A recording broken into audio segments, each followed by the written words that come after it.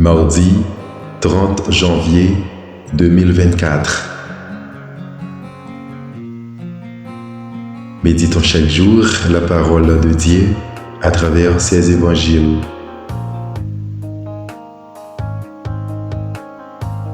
Jeune fille, je te le dis, lève-toi. Marc, chapitre 5, versets 21 à 43.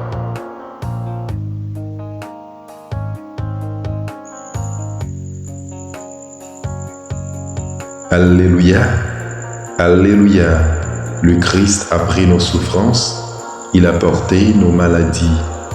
Alléluia, Matthieu, chapitre 8, verset 17.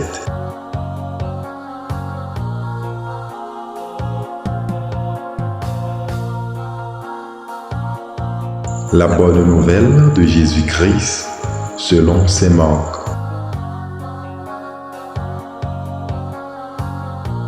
En ce temps-là, Jésus regagna en barque l'autre rive, et une grande foule s'assembla autour de lui. Il était au bord de la mer. Arrive un des chefs de synagogue, nommé Jaïr. Voyant Jésus, il tombe à ses pieds et le supplie instamment. « Ma fille, encore si jeune, est à la dernière extrémité. Viens lui imposer les mains pour qu'elle soit sauvée et qu'elle vive. » Jésus partit avec lui, et la foule qui le suivait était si nombreuse qu'elle l'écrasait.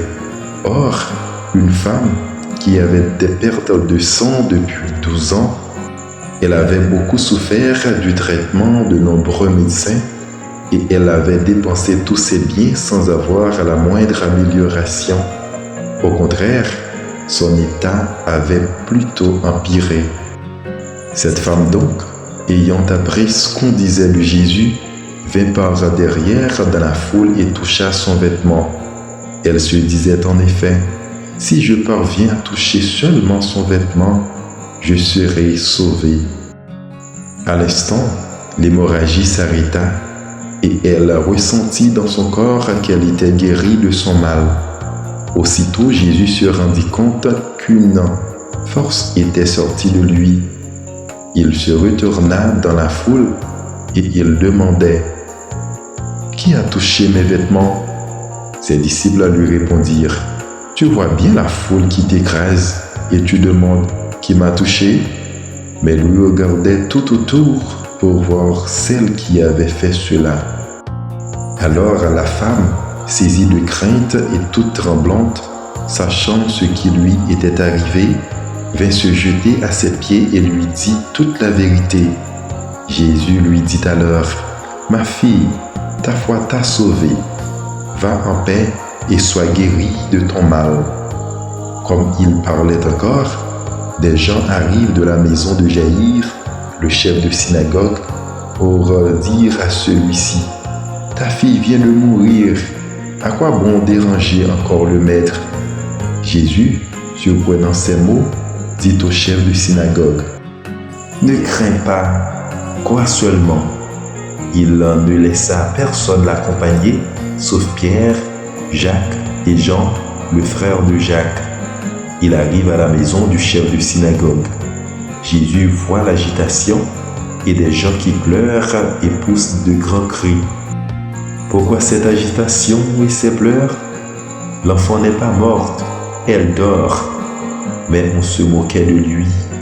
Alors il met tout le monde dehors, prend avec lui le père et la mère de l'enfant et ceux qui étaient avec lui. Puis il pénètre là où reposait l'enfant.